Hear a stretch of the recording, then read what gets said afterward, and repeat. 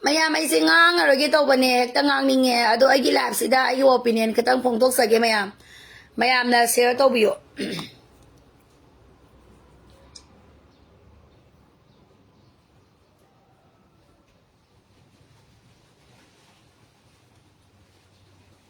Hauji Manipur da tori se kaino Manipur phibam yam na luye bauji siang na bada Manipur phibam lei aduga Manipur gi praja singse Itau taurana leirabra basi aina sum khanjabai wane ba Manipur gi akoi Manipur gi phibam yam luye ba Manipur gi phibam yam na luye ba uji se myam masi dai khoi ne itau taw na leira boin tawre ba siang na ai sini koina ai gi voice amatang phongdok sage ai gi pungning ya pa bam tang phongdok sage myam corona leirabra basi aina sum khanjabai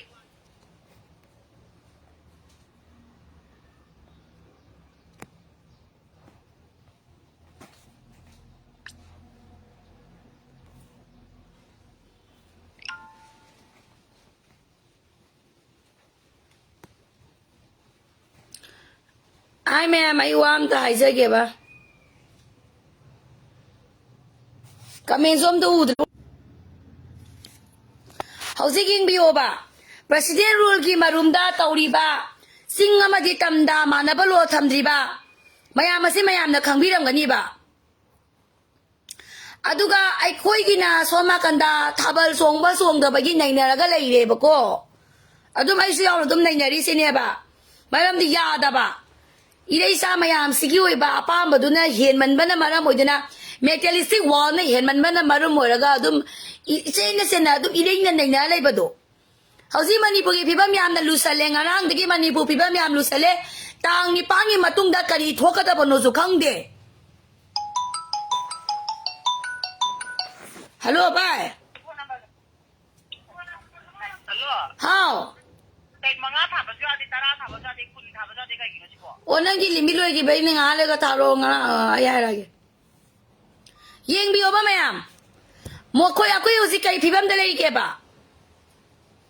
Kuki singi president rungi marumda hill area dadi no one is above the law do lady brava makoi di law gi matak to lem lei ba nga ta ne ba tamdana no one is above the law ine salari ne ba kanamata law gi matak ta lei ba yaro haiduna koi gi Manipur gi executive department sing jina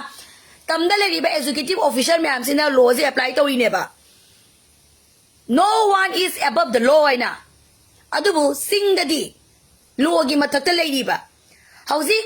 my opinion me ama phongdore ba opinion me am se tamine se ba me Itamoyang puringi kuki ki bangka thugai bire bra kadang man parwangi moi ki khulak pagi yum dole mak thugai bire bra kangbai ki suma ka ya mot bungi dal moi sira sama lari ba no mai ka thare ni moi di sira ski lining da hara ga moi lining la son da moi di khudong sa ba laura ga bangka roi ri bane ba Sina haizan na bro RK sanju bina haizan na bra ba masi se Siras kaya kaya da makoi ki wata na pam oi ri bani siras kaya kaya da makoi Hogi balan kaya da bangkar oi di bani ba si ai na haizan na bara ba Hausi kuki ki so na kari hari biwa sing khangbi bra Masi akoi ki Manipur ki so to minale sana ba yaroi ba Nakala malom da honorable Amit Sahana mori madi ka ko bisat pa yari ne kana sa lage nangai sala mo Ado dadi BJP ki MLA ka Congress MLA ka mang tha ga satpa ma Ako'y satpa matog tayo ba? Mori madi kang popit ako'y salura se ba? Nangay sa labra ba? Taban gi wato ko bam daga nga ba? Taban song masong dapat darka oy de ba ingonda? Suong nga pare suong dra pare ay adu ude kamenda taban gi matanga wa haya kano ba? Manipur gi situation gi wa hay ge ba nga singangi se. Ay tabal gi da yam na deep talk de ko mayam gi apam ba? Suong ning ma ba na suong ning e suong ning dia ma suong ning de mayam gi apam ni mayam gi apam ma tok bi o ba? Hauji ki songning de to honing de habana isini naw de gisu ibung ipaw de gisu maya pai bi myam de gisu maya ama thoglai ne ba sinje to honing de na ben ba ji kaya su akoi lep sa lage ne myam haira ba ne ba sigi wan nei na gi roi se ba suanga pare suong dra pare ba de ai ti kai dawra ga ba do khang da ba nang ni thikat lo de ki matung da center na kari wai sanari kuki gi leader na delhi da salibra satibra newspaper paw Kuki gisu newspaper thok pani madu nai na bi oba hauji kuki gi CSO na takshali ba se makoi ya pa ma dunia ba makoi gi prajada kai hai sahi manga khoi wa gi si sahi kuntra khoi ning tam ba phang doi ne makoi gi hospital saba university saba airport saba makoi ngasi ba ba asigi ithil jira CSO gi kuki gi CSO na di prajadi ithil bi ba left te ba ada koi su Manipur da lebi ba CSO so praja mayam ga hongna ga ai koi su tobom thopa to ga da ba ne ba integrity kai da na ba hauji ita moyang prengi kuk ama ton da lady ba kuki gi bangka do thugai da bra ba president rule la e ba makoi gi bangka do thugai da bra ba ita moyang prengi sing ama ton gi do madu thugai bi o ba bangka kaya moi thugai da lady khulai le mak lok sala bra ba makoi gi volunteer mayam di khulai pai ba mayam di kuki gi su gi marum da loi na ma khulai kaya thaijan na ba khulai kaya losan na ba mayam ne na thigat pi o ba masida aina hai ba gi mathau ai opinion ne phongdok chari se kuki gi su da le ba party sina kuki gi terrorist party sina ai ji bi sara mane ada makoi gi di volunteer mayam do kuki gi su da le nari ba mayam sigi marum da moi khulai losan ba posai losan ba moi lepte ba adoi ta da khoi si phibam yam lu dra ba makoi kuki gi hai ke ba makoi ya pam ba do makoi ya pam do ta la ni na nung mai sing na changa ga su moi hong aroi makoi to ra ni hai re ba ai koi gi si da governor ai wa ge ba sentence force na no mai kap na ga no hai ri sia 2023 de gi hai re in ye ba kuki do in bra ba center na hai ri po se kuki ne in bra ba Central Force na no mai ka kanu na hai ri ne ba ka pa i ne ba kai tong ngam ge ba moi kai tong ngam ge ba lan siki marui ba center ne ja se lo na ma khang ba ne ba khoi lo na bang na hanjan nan jana hai bi ma tok ta de manung gi sinau ya ol mutat pa ne ba main target ti masi ngasi pali ba BJP asiki policy plan de yaw pra na ta yaw de bu ti ga pi o ba Honorable Amisana Mori sang ba yare kang popi sang ba yare ma haizale ba nang ai sang mo ba ba uji se akhoi ni ithaki irang da taw ri ngai metallistic ta ti taw ba hen man man ma ra mo ra kai taw wi ai su ai gi yum pan gi ni isa po gi ne su long gi ni nu su noi thok pa dum leo ni hawgale ba angang sing si ki kari phiba moi du no ba du khan bi o ba adoi ta di Manipur civil society organization ya tumin ne le ba ya ra ba ne ba ina ni na hai ga da bani taksan ga da bani ba khoi na governor da president da memorandum tha ra kai ga na ge memorandum se kaya am kui re ge ba khoi na tha da na lai be se ha memorandum se tha da na lai se kam kui re ge ba khoi na president ru la su kuki gi di sum khumang sau sale ba mi gi di sana sa bi tamna po bi sana sa bi da kuki gi phajana akhoi na tan thokra ba mafam kaya da uji moi khunda sa ba hen jale akhoi ni di khunda ru bra ba ai khoi gi mai ta bi ge ba mafam da khoi sangu bra ba but kuki di sange ba kuki di sang ma ho re ba akhoi di sangu bra ba chine nang zani ngi se mi gi di sentence force na protection do pi ra sang hale ba ai khoi gi sangu si ba bibi ga dra ba thoklo ba isa ki gari putho akhoi more sangura se kang popi de phao ga salura se ba makoi gi CSO ni kilama pi ri ba akhoi si ra su si wa su khangmi na si sing narang mong song da le su khoi leksi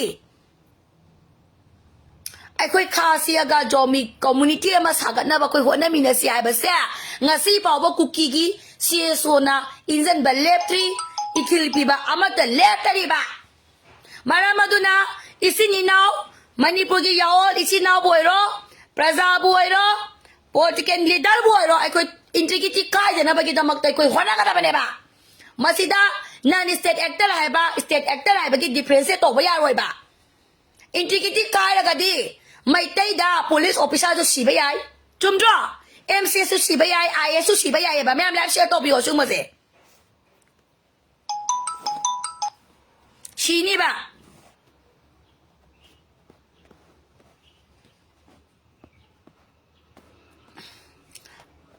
ไอ้คุยชีนี่บ่ชีบันนัตนุไปเลยรวยบ่ข้างบ่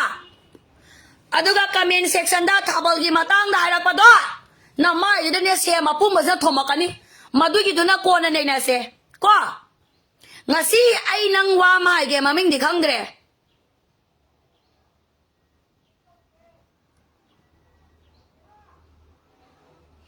ลอนดอนไม่นำต้องนั่นสินายเสียทับลกีนั่นเด็ดดิสคัสซันตัวเสียมาหาปาปีสันดานมันนี่พวกที่ช่วยฉันสิกิมาตั้งเนี่ยนั่นละท้ายเสียลอนดอนไม่นำน้ำมาไอ้เรื่องเสียมฉันทอมกันนี่ไอ้นายนี่นี่ดิทับลามาตรงนะบางทีสินนะบางทีเด็ดคุยเลยมักเสียส่วนดาเปียตัวบิวดูตัวบิวนะงั้มเมย์แบบแอคทีฟเสร็จจะเสร็จขันเนี่ยแบบทับนำขันเนี่ยแบบทุกคนเสียแบบไอ้ดิก็ทับนที่จะกับเมียที่ทำไมอามจะขันหน้าตัวเนี่ยไปคุยมาเส้นเสียซุ่มซุ่มเด้ทุกคนเสียแบบขันหน้ากันโอแบบอะดูสู้ผ่านเรื่องใดๆเนี่ยแบบอะดูน้องมาตายคุยนะสู้สเตตัสทักกันละกันอะคุยทุบมาทำเด็กกับมันเสียงกันแบบนี้ไอ้คุยมัวเนี่ยมันดิกังโบบิคุชะลุละเซ่อะคุยในนาบีบราบะอาหารแบบไม่อันเสียคุยเสียส่วนตักชันเสียนี่ในนาบีบราบะหน่อยทับบันกี่ที่ขันไอ้แบบคุยมาเส้นเซ่สวงอ่ะพาร์สวงดราพาร์ไอ้ยูนี่ดิทับบันสินเล่สวงเงี้ยสินเจตัวเอทับบันกี่วันนัดเตะไปในนาริเซ่ทำตาเต้าบันนักคุยมันนี่พวกเขาจะช่วยฉันจะทำรู้เลยบ่พี่บ้ามรู้เลยบ่เขาจะคุกกี้นะคุมังชมสาวฉันเลยฮะบ่คุกกี้นะคุมังชมสาวฉันเลยบ่ตาไว้บนหน่วยบนตาไอ้ประชาตาลีลวงบาสลีอิมานบิปุลีหิงดาบยาดีนไอ้หิงนี่บ่มามิงตาเกี่ยวจิกเสียคุยเสียตัวบ่ไอ้น้องมาตั้งงใครกี่เป่าเราบ่เล็บเต้ngam kagi abdel lawa lefte center na mapande hindu na indian tu de na kari pau hai ai pa balete kuki gi leader mayam na kari nai na kari meeting taw gre ba ai pau se adum lawe ba ai di ai ne lawi smana na koi mapun manipur mapipum ko di makti la honing e ba thabal da de koi khana ye ba koi nai ye ba ko je tuka samya we ba thabanสวงอ่ะพาร์สวงดราพาร์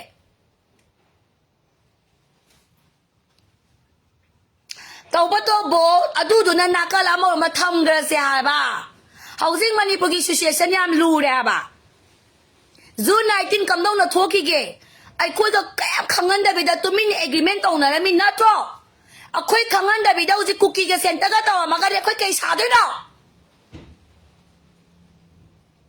ไก่ไว้ก็ด้วยเนาะบ่คุยเซ่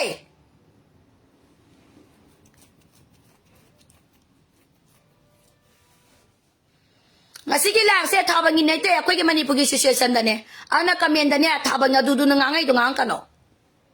Tabal silla pare sindra pare ai du de. Ubam zo tok de. Ai sia so singda. Tabal kita magdai. Apil tawroi.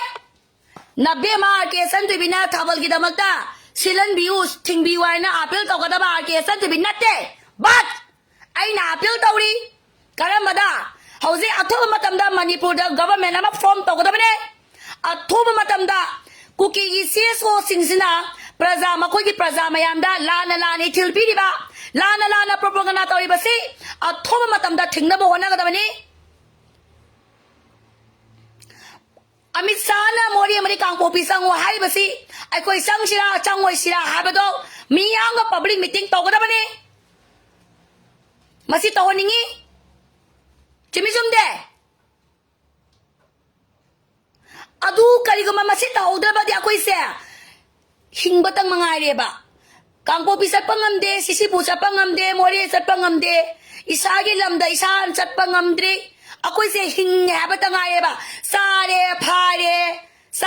pare tumme kanare ako'y masen huranare ako'y masen warang na ba? Sikap ka na ba ako'y ni hingdoy sa ngasise? Sikap ka na ba ako'y nasa hingdoy sa? ซาบะพายบะตุมบะประชาตันบะประชาทองนะบะมิกี้ประชาชิงนะบะหัวนะบะค่อยชิกันตั้งไงเรียบะอินาเกล้าคุณมันมาปาลำได้หลายตั้มบะมาซามาซูซิงชิกันตั้งไงเรียบะเนี่ยบะค่อยชีมตั้งตาบิวบะไม่ยามในแล้วเสียตัวไปแล้วมั้งบะHausi June 19 dong na mo agreement ira magale ko kay hinda ba President ruon to ba mo ko ke bangkang ngasi bo thuai ti kay gino kulai pa ka na long di ba kay gino why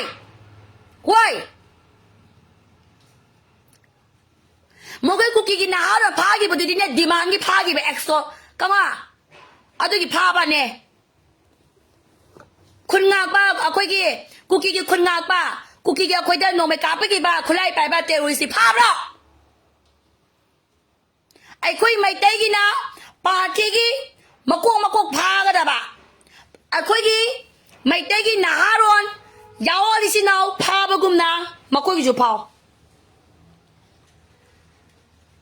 ซุ่มรวยได้บังทุกปนเนี่ยงานนางเกนี่กี่พากี่ประตูดีกันโนเน่แบบไปช่างมุสาฮาบิซาบิดีมังอยู่แล้วนี่แบบ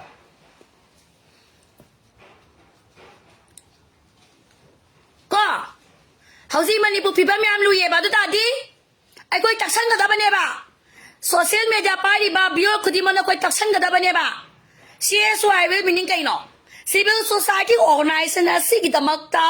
กระไรเดลูกโอเลยดีกระไดเดสาวเธอดีก็ไม่น่าสาวคนนะบ้าคนนั้นสิกี่ไอ้เนี่ยเลยบันเลบกิตมักตาทองลับปันเนี่ยตรอมันนี่ปุ๊บ Civil Society Organization เสียอะดูไอ้บ้าตาแล้วก็ดีงั้นสิไอ้คุยยี่ซาบะพายบะตุมบะสิขับตะกี้ปุ่นซีมาหิงเดหิงอีบะสิหิงกะสิระนัตรกะประจามียังกะปุ่นนักรีทับกโตบะยาบระยาดบไรดูในนาบะมาตัมเน่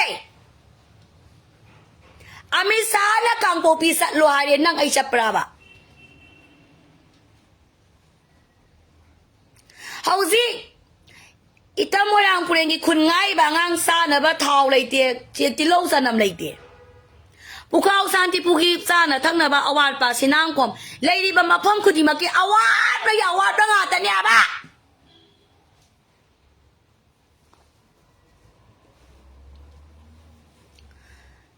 นกนี่นักลิเซียราไม่เจงคนเสียคุณไล่เสียท้าด้วยสารเดนตะโตเรียลาโลนี่นักขันบีบราบ้า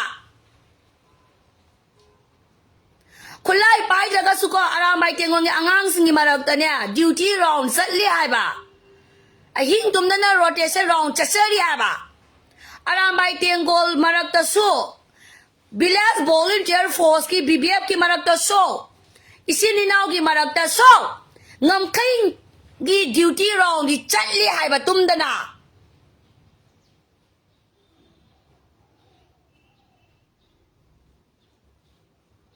สัตว์เลี้ยบ้าหน่วยนักขันลิเซียอารามไปเตียงคนนั่นเลยคนไล่ไปโจกันเลยลาโลเรียนกันมาเป็นยังไงโปรโพสไซทำไมเสีย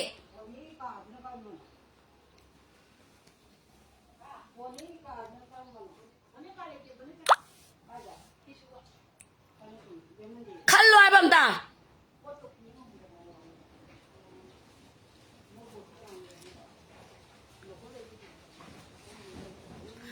อะคุยเสียคุไลเสียท้าด้วยลาลอยนะขันพี่แบบไม่ยามนะ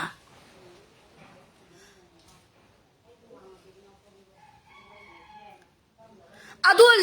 รวยจีเด็กขันเลยไปกินมาอาดุลทงแล้วมาทงใจเอ๋บ่อาดุลตัวยุ่มนี่ทงแล้วก็จะมาทงใจไปยิงมาทงใจเอ๋บ่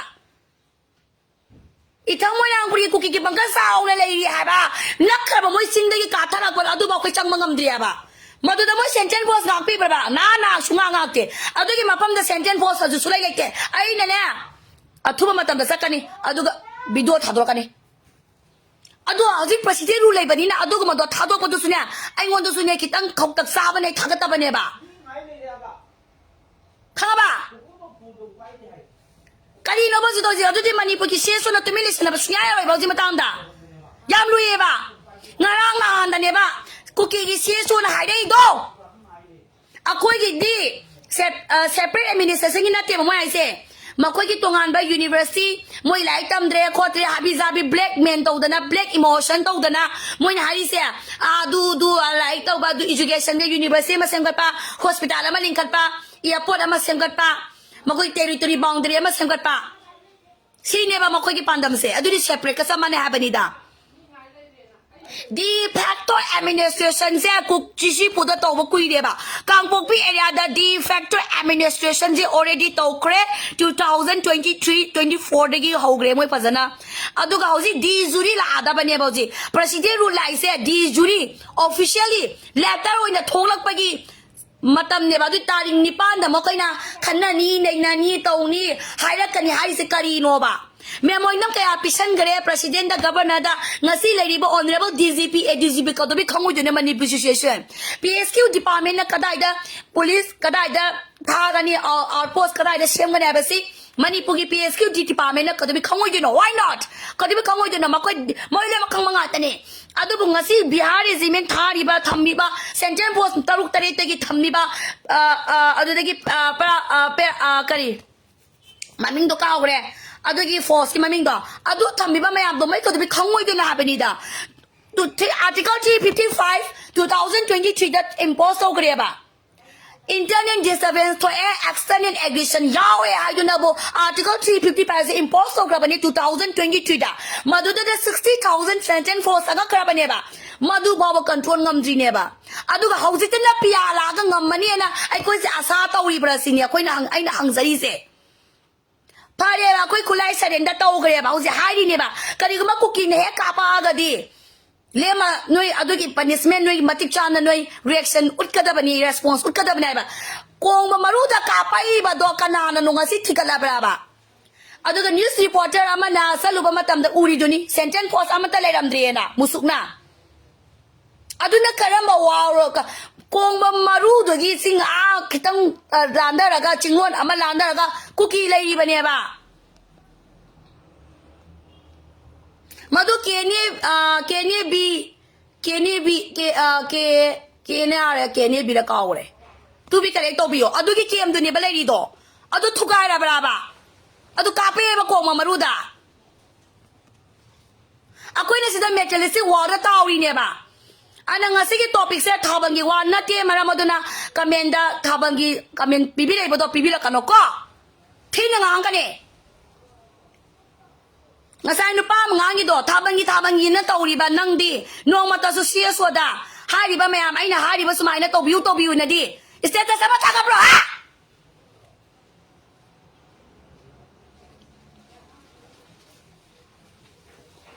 status sama thaga bro ba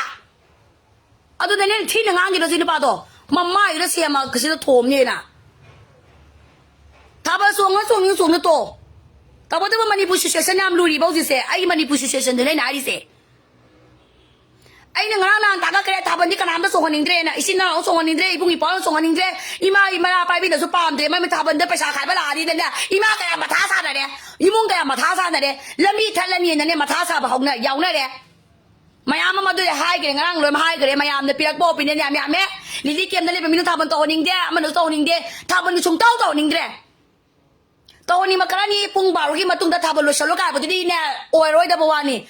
don ko ju ka num bit le thabal si ne thenga ka ne thaban gi ne thenga ba hin ne thaban phara ka ne thaban chong ma gi bit si ne kunu ma mani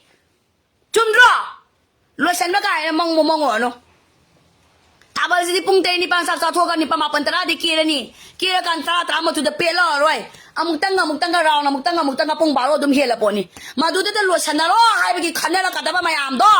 adu mayam su thengnari bane ana magi opinion pizza bani thaban da di tongane esa tham gi se ba topic se hauji ngarang cookie gi se so na thador pa se ron noi ubira braba pa bira ban na tro makoi na prajada kusmai na hari ba mogi zomi community ma sagana ba gi damakta ai koi sahi manga tangwa sina 2023, 24, 25, 26, 27. Makoi 2027 buwara na habane ba. Sahi mangai matung na kayo do no khangdra ba do na takpadi. Ngasi ba wa kukina hairak pa wa se taw ai ko di taw ni ko se makoi di nya. Adum taw ga la e ba. Makoi manglang se ma hakim na leader wo ga 2018 da dai de ira ma bane ba. Moina I said 2023, 24, 25, 27 da ne ba. Ai ngon da ne reason nang no oza ko bagi mathok ta di oza ko bi mo ta ne boss ko. ကရှုကိုက်တဲ့ဝါဒင်းကိုကရှုကိုက်တဲ့နွိုင်းနေဝန်တော့ဩဇာဒီကိုကနေဩဇာဝဘဂီမတိတိစားတဲ့အဒုဘဝါဒင်းဝဘဂီမတိတမ်စားတဲ့ဟိုင်ပါယမ်စားဘဂီအဒုဘဂီမင်ထွန်တူဒီအိနေရှက်တော့ရဲ့ recent crime မဟာပပီထငါပါ yes boss ဆိုင်ရောမမ်ကမင်ဒါ yes boss အဲ့ဒီ Delhi bio ဒုမြင်ဇဘာအဲ့ဘူးနုရှိပြီပါအဲ့ဘူး support တော့ပြီပါရောက်ပြီကဒီ yes boss ဆိုင်ရောပန်းဆောင်တော့ဆောကနော်နတိပါစေရအဲ့တို့ဆောင်းနေငယ်ပိုက်ဒီဖီလ်ဆဆရုပ်နဥဇရူမနီနာဒရုံကြီး protest ထားရကေကူကီလိုက်ရပါစေအဒူကြီးဥမိုင်ဘီ protest ဆိုအဲ့ဒီဥရဘနီနာနဲ့အဲ့ဒီ plan ဂျပပေါက်ဆိုင်ဟပါစေရအဒူကြီးနေဟာပါ yes miss Jealous miss ဆိုင်ကနော် boss ဆိုင်ရော boss yes boss yes boss အဒမိုင်ဟိုင်တော့ဘီနီဝီဒွန် very good yes boss Inzage boss ayo. February ma saukare February thagi lupa lising ama ka sani pa mu ai ngonda pandai lai bane. Kanam salu sa tholo mi hom tholo. Gari ma putholo aso ba ma koi mi ni hom salu se. Yes, you tabi. Yes boss. Boss, thank you. Medina. Yes boss. Gare come in do the man hai biro. Ai na hai ba wa se ta ka da bani ai wa de na tro no ge. Ai am hai pa sa di bani u se. ให้ป้าซาไปนะฮะก็ดี yes boss ให้ก็ได้นี่นู่นนี่สวยจะให้ป้าซาให้บ้านตัวตัวไหนชาตัวไหนป้าอันนี้บอกงั้นสินั่งกี่ boss นั่งง่ายไปเสียจุ่มมีอะไรหรอจุ่มมีอะไรหรอก็ได้จะช่วยจุ่มมีนะตัว inside boss yes boss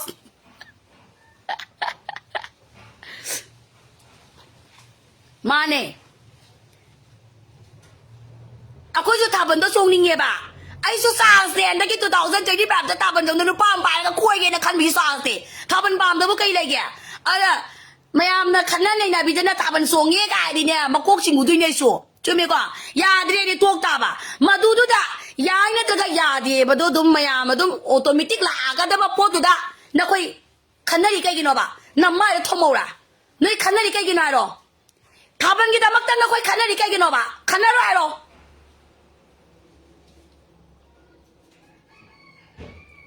โหขังยี่มีนังพยายามสาวกันเนาะหาดิเสียมาลองขังซะหรอโอเคนี่ขันน่าก็ได้หรอขันน่ารวยบอสใช่หรอเสียไอ้ลุสลอมแต่ลูกปาลิสิงห์นี่เลยอีสิงห์ครับที่ลุสลอมแต่ขันน่ารวยหายรู้เนี่ยน้อยทับมันกี่ตามันตะกำมินแต่ขันน่าก็ได้ขันน่ารวยจนหน่อยไอ้แย่บิวอะน้อยย้อมมาไว้น้อยเกดดอกเดียวนายยุ่มตลาดกันเนี่ยนะนึกเป้าแล้วกันเนี่ยที่อุลเลยแก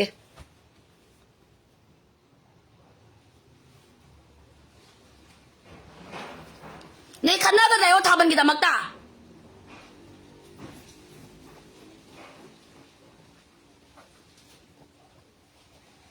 ขันน่ารวยบอสใช่หรอใครเนี่ยวันนี้เนี่ยทับมันกี่ตามักตาขันน่าดีตัวฮะ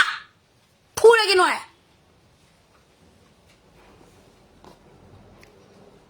ขันน่ารวยบอส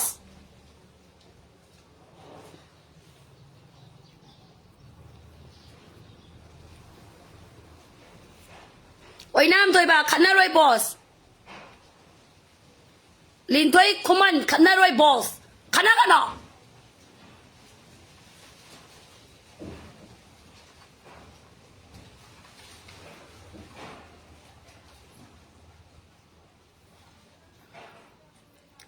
ako yung sito isip kayo no ay suto ka ang pamba pasata ba migi pasasing na ba hona ba tumba sa ba pai ba loy ado si ay naharani ba na ko yaw to bam ta roy ba ozi Manipur ki BJP pabung biren ka biswazi ka kemsan ka satabata ka radyasam ne ka biswazi ne ka kemsan ne ka satabata ne pabung biren ne makoy mga na luchingaga ay koy mayam na tung ilaga more sashe kuba kusalo adu sarla kan dada akoy taban sinze ya bro ro bayan salalo sigwaize amit sana koy more sang bayari ko jubi ya koy khakta tarok do sa twe ba sono dong la akoy siwai bro sniper na ka ba ba ay hi sigiro ya isa po isa tara bok to ya nga ba นุป้ายาวกับสุขไม่จัดตาปกติกว่าก็จะมีคนสิเดบ้าก็จะมีบ้านสังเวยสังกัดรอตัวใครสิบันในใครสิบันในแล้วที่ในใครใช่ปะกว่าในใครใช่เดี๋ยวกว่าสิ่งไร้เงินบ่าวไว้บ้างสารโลบารินสบายเป็นบิวยามเดี๋ยวตาบตาเดี๋ยวไปยิงกี่เป็นจะไปเนี่ยปังที่พูดรู้อามิสานะอากูจะโมรีสโลหายดีบ่ากังบูบิสโลหายดีบ่าสักเสียบกว่าไอ้สักนิ่งบ่าปาบุงบิเรียนกาสัตย์บตากาเข้มสันการะเดียสังกาบิโซจิอะดูกามาตุ้งตาบดามุสักเย็นรัวเดลัยกันด้วยสินะกาสุชินโตรมวยรังกิกาสันติกาโกวินดัสอะดูดิกาเซียมกุมารอันดรวกิกาเอเมเลดุเนียมวยมังอาสนามุสักเย็นรัวเดลัยละบ่าถ้ารัวเดนะไอ้คนอิเซียเกบีหอยนุปียาวรีเบเอเมเลสมุเลละบ่าอะดีนุปีลักตานุปีกิรัวเซมากวดาดาดิงโกซุดุมฮับซันไปยาเรกายบอมซาซุดุมฮับซันกิไปยาเรมาคุยกิรัวเซปาริงเซมาซีอะดีปาบุงอีโบบิสุยาวน์กันดาบันีปาบุงอีโบบินะไซต้าปาบุงอีโบบิเนี่ยกาเมกาซันเดรเนี่ยคอนเกรสกีเมเลดูกันนะอะคุยอิซีมากีบีนาทีเฮนาทีคอนเกรสดีกันโน่เนี่ยมิราบายบ่าอิซีมิราบายเซรัวต่อก็คุยชัดละเซบ่าอะดูว่าคุยโมเรียสลุสิบ่ายาบรอมาดูกูเบกิโปโตอามิสานาโรบ่าhonorable respected Manipur ki BJP MLA na koi na leader oiraga more amati kangpok pita sangbaya khron hairo ba thamoi je pen ge ba akoi sangoi akoi sina bro soma ka da de kuki gi demani tauri e makoi ki separate administration di tauri ba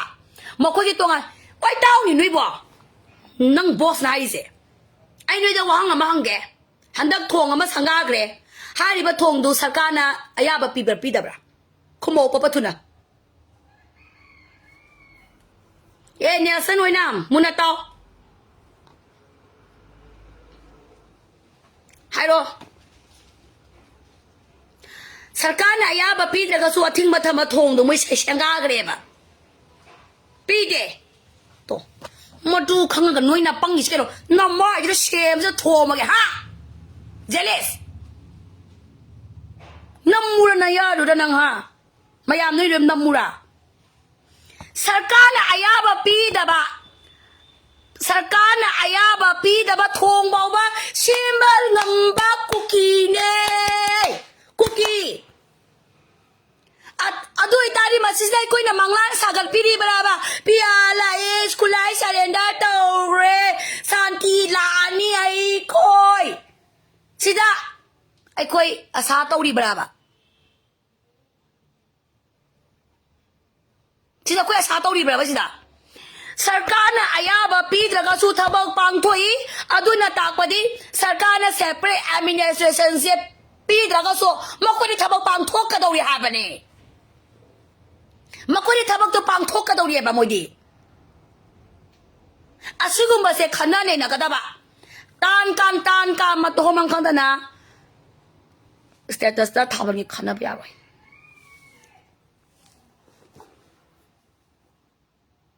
oi nam thoi ba chumme ba pi de moi di moi ya pa ma to zari ne na adri ma khoi ya pa ma separate administration na tro sarkar na ya de moi piram di manung da to ra di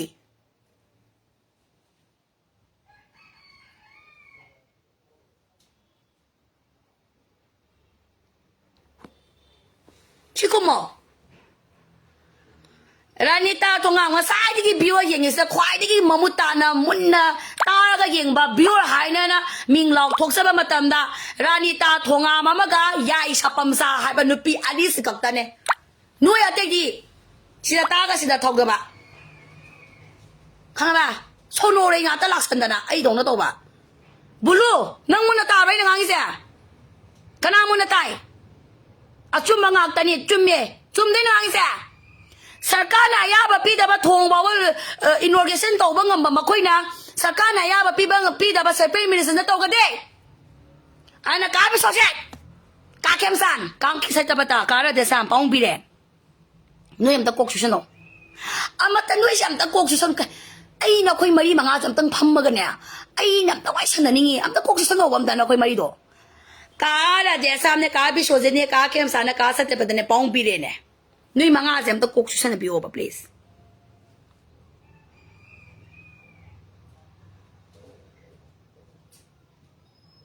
How's he one not owning but kushi in Habanidva? I should tari seka inoi. Tabra Nakola Namaro. Tazeri boss I roll. Hema Sumdana, Sina, Nang is there. I go Uncle Kani Holokano. You go Uncle Bro. Tolokano. I go Uncle Anganoya. I go Uncle Asia and Nakoni were doing it. I did Munatari a boss.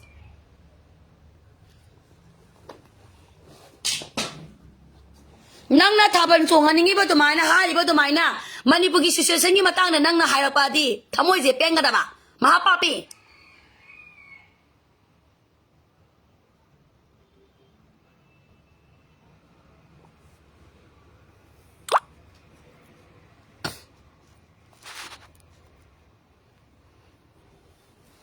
How's he on the Louis happen in the pose? Conditions on the Louis ba?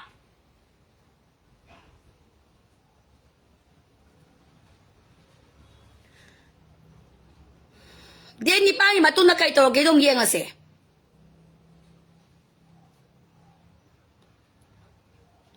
Unity way, but never Matota say. Sarkana Ayaba Pida na Pida Batong Bolos and Manga Maini inauguration Bono Torini.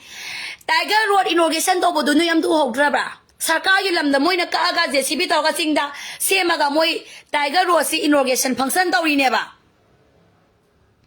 Ngasi piala ay mo tinga do tinga ba do roto. President ula Ezerman Roka Tiger Roka do tinga bra. Do komo. Komo. Ay koi William na to di lawyer na. Tara tu no lemak para kaniye. Akoy William na to ka di. Akoy PL na to di. Chumi chum de. Akoy ke Michael na to ka di. Akoy ki Meitei ki party man sa to ka di. Akoy lam singi ba koy di. Para kani ba. Masina tai madudi president ulang lau lang to makoy apa madi sasali makoy apa makong tangzali makoy apa madi kumang sum sau sale haba adari akoy ki dong sabi no akoy na kan batay ba Meitei gi sinaw ibong ipa puna Manipur puna magsa integrity sa akoy na kan gada bane masida naga ma dilewi ma muslim kudi man nasaru gya gada bane support to gada bane ba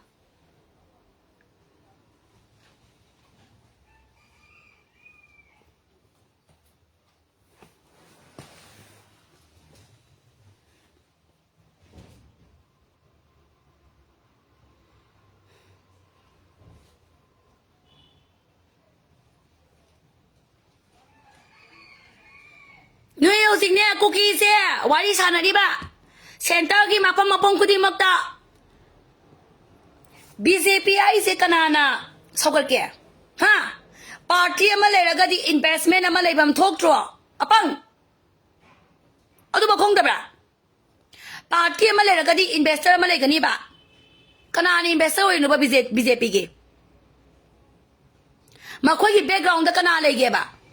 Nuy na kali basi amisaga una ba amisaga meeting to ba kagdana yani na kali ba nana nati amisagi magi backing the kanale Narendra Modi ki backing the kanale masya cookie di thiga leba why sana ba hogre ba moidi cookie gi di why sana ba hogre ba si ma'am se akoy Meitei gi di akoy Meitei gi di Aikoy ki Meitei ki MLA BJP na so amesagi kudamoy na Narendra Modi ki backing the lady nupa to madugi nupa to na phabam sange ba koy na chumi chumde madu bu yana bu hona ba matamda madu du na hayak pada Narendra Modi je mangak nom duine ba chumi chumde Narendra Modi ki backing amalai ba kanano kangabra Narendra Modi ki backing se koi phaba mathau tai ba guru ma'am do magi guru do phaba mathau tai si minister una ge har ga di magi piaro kai ke una akoi hana appointment tinadro ha hangnadro semisum de ado how's it see Cookie gi di niya Why shan a bahogre, Moy, Quay Bahova. Kumang Soksaliba Moigidi. Moy Kumang Tin South Salemoy. I am gay, cookie Kumang am South Sally, come down a sorrow, no Kai, sorry, Banu di Kangre, Tiger Bureau, Kang Popi Sisipu da Salaga, Naina Bureau. Go!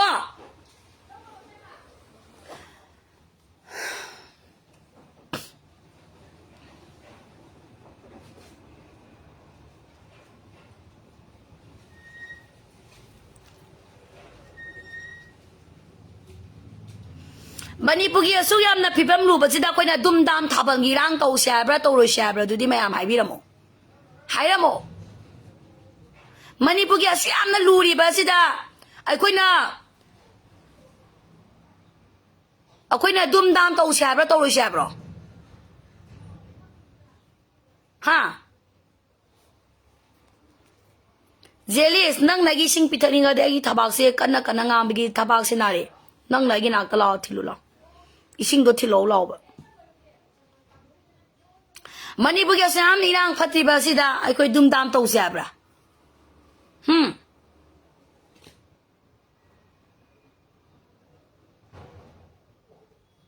Haro ma'am. Adu da na koy boy nogi puning gobiyo. Aso yam na pibam lura ba koy na. Akoy dumdam to siabra.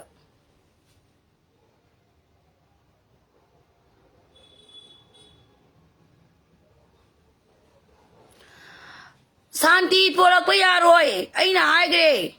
Tommy, kuire 2023 da. Porak paya ni makoji separate administration withdraw to ba, NRC implement to ba, illegal immigrant may am deport to ba, fencing do, border state border do, India ki border abanate,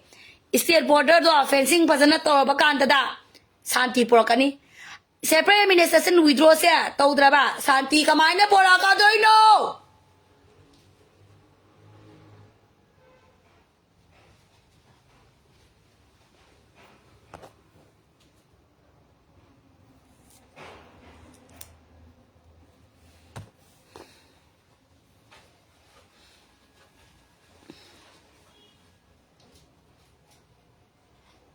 Mayam ya pamba dum kana biu nai na biu. Mayam na phania ba do to biu. Ai gi wena ngasi ngangi se. Hausi usi Manipur gi situation in ha jai je. Kuki gi situation and Manipur gi situation in no jai je. Akoi Meitei gi situation. Mayam ai gi ba kok se ya ba na to. Na gi boss gi se. Separate administration se withdraw to la ga di Santi gi mami mu ye ba. Chumi chumde. Separate administration se withdraw to raba number 1. NRC implement to raba number 2. Illegal immigrants in proper channel that deport to raba. State border fencing pasana to raba. Jimmy Chumde.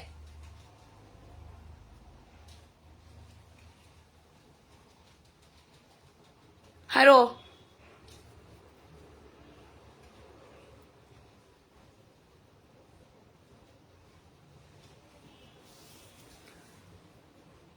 Sumbi. Kamenda tau da bana payare atau ba tau ningi ai bu siawe nu ni apa mana dudi. Askel bi ning dau za ji di. Direct eta thomi. Jimmy boss. Summi boss ayo. Noi ai am saura bane. Saya saki baroi library. Làm gì nhìn ngay bài thế sao đi ngắt sapaya berapa?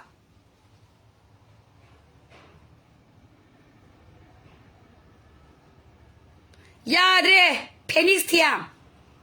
wang ngang deh. Aduh ni ne, kok tu kalau ni Phoenix sebro, Phoenix sebro nang bo. Natung ni yang macam pakang ni pare nasadi, noi pali ni, saya kaya sugi di kang di ni bungo. Ay wai gisi se.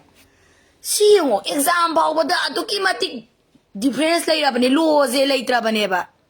example ba cookie ga di law lai treba council ki board ki chana bi lai treba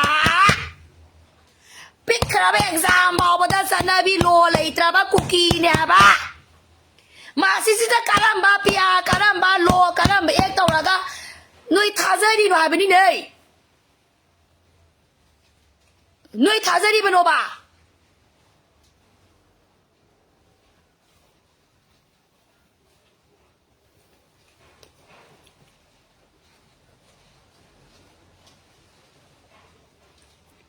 Noi thazari to kai no ba noi kok to.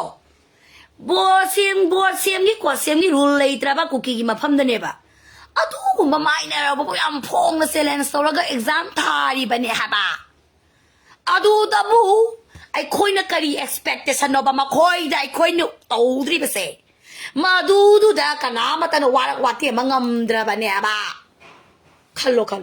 lo re du da wa. Adu ita di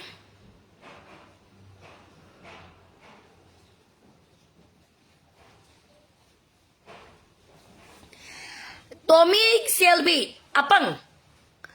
akhoi schedule drive have city pre-merger akhoi na merge tawding ai da India gi laingak na akhoi da pigani haina hairam ba akhoi gi right adu bu ne akhoi na adu pi ba gi matam yore pbu na ai se this is not new one chumi ko yani ko mya ai khoi gi pham thok pa ai khoi gi right ai khoi gi do right to pbu hai ba khak ta ne khoi gi di adabu cookie gi separate administration si ma khoi gi pham thok para ba ma khoi gi lam se ma khoi gi pham thok pa de moi ma pa ma pu na hai rak para ba constitute tau gi para ba agreement yaw gi para ba adu si illegal immigrant me am sina I khoi gi pham thok pa right master ding ai da I khoi gi loan I khoi gi language I khoi gi culture I khoi gi everything I khoi gi thabak to ba gi percentage kari everything se ma khoi na pi ne na khoi ya na ba gi matung in India da tin gi ban na tro adu gi do pi na ba gi da bak tai khoi gi matam yo re pi ro hai ba ne ba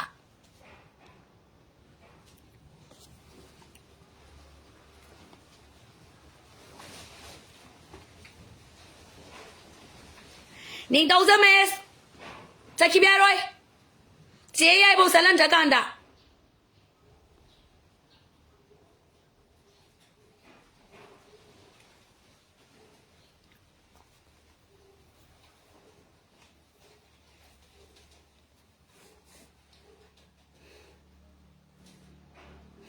chak cha je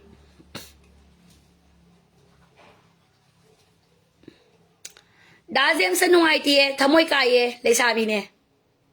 imani biloy na mamayum lang pangre ay kaktangay ay na si dam noy mayamgi hay pasari santi se nampu da di sukya yaroy Meitei na su nampu tawba kukin na su tawba tome santi se kam kanda pura kani reasonable oi da ba demand to ibe se withdraw to ai nang wanda ai mung du da ai se nangi mama ne ba nang nei wanda tasman le bi oi ni ngai to ga di adom tasman le bi o tasman se ai oi ga da ba ni ai gi ming da pan ga da ba ni sajan mam ta du go do ai gi ming da zealous pathau gi ming da pajelis pathau gi ming da ne dum nang nei wanda ni ngai to re ba nang na ma du pi ba ngam da bi nung te gi nung kap ta na laung da na po se si dum sa khai re ba adu gum ba du adu mai na to pa demand du imung da santi oi gadra ai na pi bangam gadra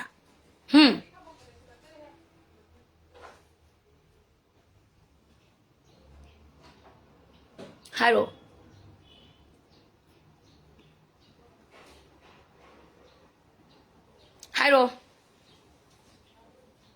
mane eris ngam thok na gadra bane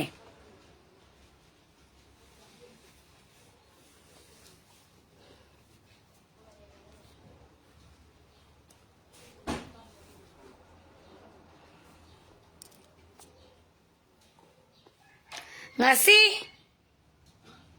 nangi boss ay nangangi ba mayam si lo magchuman na tra yes boss hairo chak thong abo sa kita sa ke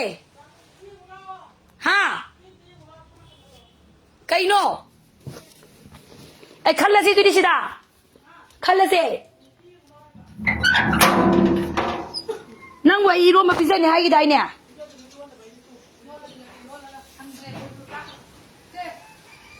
Ngay khối. Nangi lalu polo ko to sa ra bo se bo ne. Mi tong ge.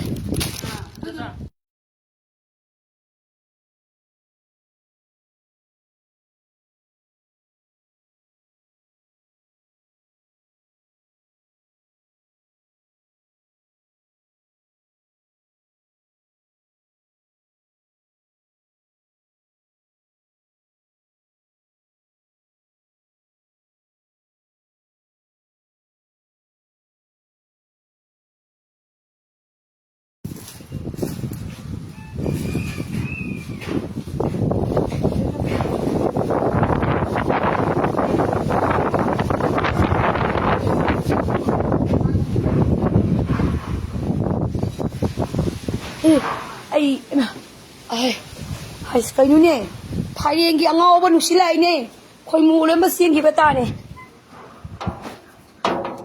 khoi tho se ko jan la ba ni san ti bi gi yum ji de yo na du su ki zai matam phatte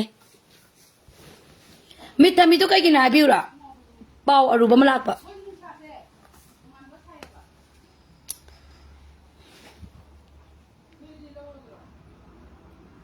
ke boy okay ma'am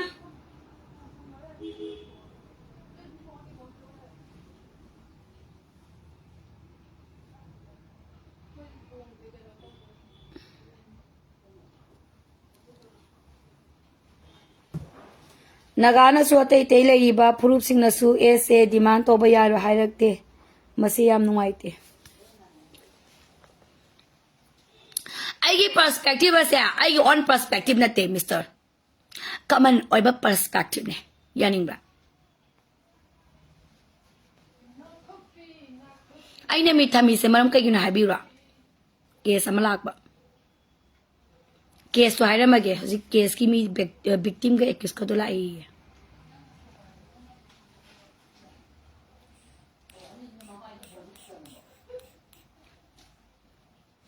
nupa du su nupi mari rak selu raba nupi du su ne nupa manga rak selu raba ani ki wari meda mobani budi leina graba ado hana ana selam ba nupi amadi nupa du gi ba campaign phajatra Manipur se ai nupa de kem khaluno areas elangba isan chepigidi kem khaluno don't worry ai nupa I still single ni ai gi nupa ka nam leite kem warno asem sen dum dap tor ga dum le ba ma punsi valentine su la ka ne ga lak ta ba ma papi sandan asem law ado me am ai lab lo lagi victim lai